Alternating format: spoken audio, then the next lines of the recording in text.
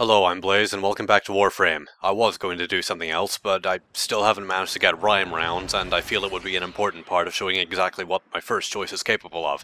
So instead, I'm going to touch on the latest hot news, the Rakta Ballistica.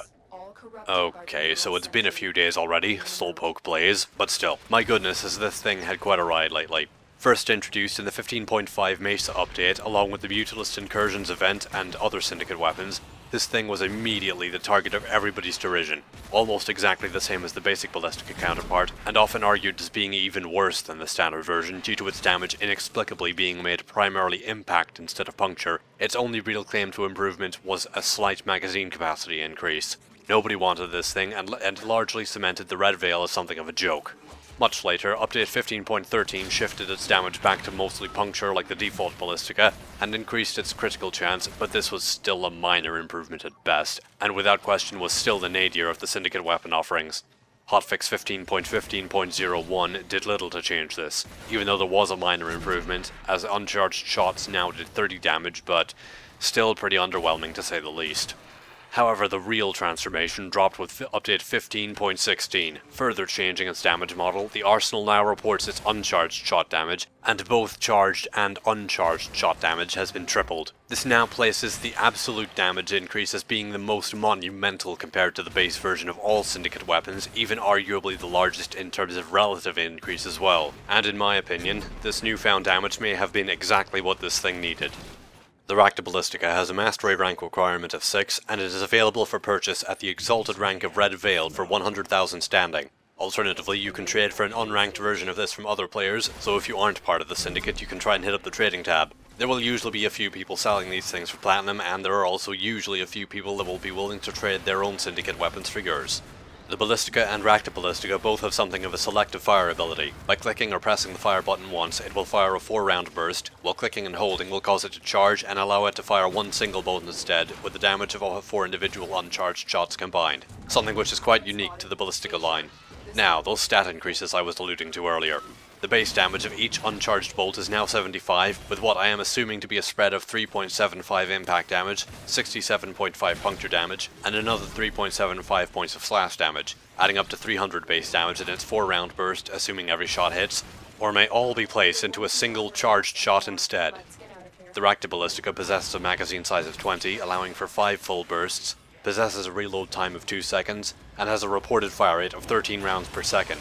The status chance is pretty average at 10%, but will have some potential when fully loaded with multi-shot mods or dual stat mods, while on the critical side of things it has a very good 20% crit chance, but only a 1.5 times damage multiplier.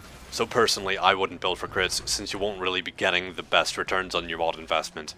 The weapon is now also classed as silent, so firing it will not alert nearby enemies to your presence, and it can be useful if you feel like going Metal Gear Solid on your enemies. In addition, the Rakta Ballistica has an added V polarity over its basic counterpart, while also unfortunately inheriting the Ballistica's D polarity in the first goddamn slot. But to be fair, I suppose the Ballistica was around before Digital Extremes really started going overboard with their somewhat incomprehensible D fetish. Perhaps it was a warning sign. The Rakta Ballistica also comes with the Syndicate Blight effect baked in. When the weapon is equipped, it will charge with gained affinity. Once 2000 affinity is acquired by the Rakta Ballistica itself, the weapon discharges, dealing 1000 viral damage in an area of effect centered on the Tenno, a guaranteed viral status proc, reducing all affected enemies' maximum hit points by half for the status duration, as well as restoring 25% of the Warframe's base energy and providing a 10% base movement speed increase for 30 seconds. After discharging, the weapon enters a cooldown phase for approximately 10 seconds, and gained affinity will no longer charge the blight effect until the cooldown period concludes. So what can I really say about this thing, you may ask? Well, I'm still not especially fond of how this thing responds to use, though I have grown used to it in the process of letting it feast on formas. Having both Lethal Torrent and Gunslinger has improved it significantly, but without those fire rate mods especially, it tends to hang up very easily as you use the charge shot. It's not hard to click to start charging again after firing a bolt too soon, and have the gun sit there and do nothing until you click again. And I had found the sluggishness to be quite frustrating after having previously used the bow primaries and the Dragoon without such problems. Meanwhile, the burst fire has a substantial side-to-side recoil instead of recoiling up like a sensible weapon, making its burst fire impossible to control for mid to long range. Its burst fire can also take a little too long to be ready to go again without the fire rate mods, but it is also oddly possible to be too slow as well. I have had to use the scroll wheel to use bursts at any rapid pace reliably, as it seems that if you click again too fast and hold the button down for any longer than a femtosecond, the Rakta Ballistica will begin charging a single shot but not fire the burst like it usually does once you release the fire button afterwards. Whether or not you all will experience the same control difficulties I'm not sure, but it was enough to make me doubt picking this up again. It does take some time to adjust to it. The same consistency problems are present on other burst fire weapons in Warframe, but due to being bundled in together, it also extends to the charge shot somewhat, and for whatever obscure reason you still can't recolor the damn thing. However, on the non-complaint side of things, charge shots behave similarly to shots from the bolto, boltor, and bows in that when an enemy is killed by it, they will be thrown back, and any enemies subsequently hit by their former comrade will also take full damage. However, unlike bows, this effect has a heavy arc downwards instead of carrying on straight, and charge shots do not have an 8 punch through. However, this is still quite a nice boon when trying to shoot through dense crowds. Okay, so I realize that this probably sounds highly critical, but bear with me. I was initially somewhat vocal with my skepticism because of my previous experience with the Ballistica mechanics, but sometime afterwards I was struck by something of a revelation. At least, slightly. I had been thinking of it as a blend between bow weapons coupled with if the Sicarus was worth using, but this isn't really the case. There isn't really a harmonious amalgamation of mechanics as I had initially hoped, it just seemed like a burst fire pistol that could charge up for greater ammo efficiency. This was perhaps a mistake. I should have been thinking of it as a bow that happened to be able to fire a 4-round burst. This changes things quite a lot actually, and I will tell you exactly why. In general fights, it acts as a powerful single-shot weapon, which I personally enjoy in my secondary weapons. It's why I used the Murloc for so long. 300 base damage on a charge is massive. The only secondary weapon, to my knowledge, packing more damage per shot is the Angstrom, which is a frickin' rocket launcher. And if you happen to need it, you also have a burst fire as an option for raw DPS instead at the cost of efficiency. If you can time it right, or if you use the scroll wheel like I do, that can easily be most of its magazine unleashed in 1 second. Dear viewer, do you realize what this means? It's a powerful single-shot weapon with a dedicated anti-nullifier mode. A-star gold medal, I declare the Rakta Ballistica to be the best secondary weapon in the game ever of all time. Go grab this thing right now and attach it to your secondary slot permanently. All the other secondary weapons in the game are no longer relevant. Get yours today.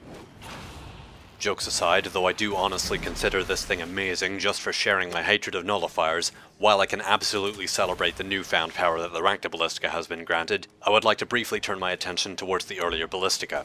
It needs some updating too. Introduced all the way back in 10.4, it is something of an artifact of its time and has not seen any real changes since then. It's not classed as silent in spite of not even being a firearm. I do realize that crossbows do make a decent amount of noise in real life, but they're nowhere near the level of even a suppressed gunshot. And this is a game in which the Ogress and Angstrom, rocket launchers, count as silent weapons. I wish I was kidding. Its damage is still complete garbage, and the arsenal screen is outdated. It reports as having a base damage of 100, but that is only for its charged attacks. Bursts are a mere 25 damage per shot, and are laughably ammo inefficient. The charge shot isn't even strong enough to justify itself. The Murloc is hit scan and has a base of 160.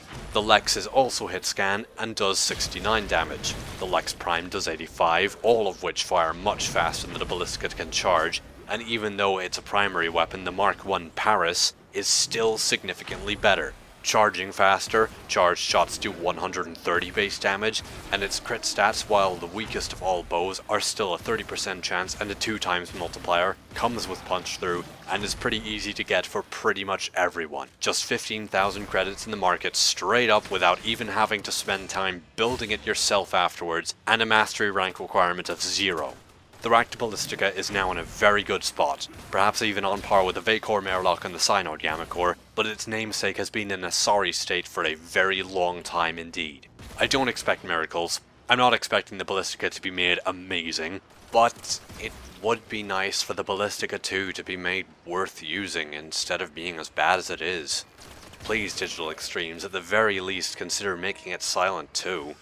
And even just a small increase in damage so it was 30 and 120 damage would be an improvement.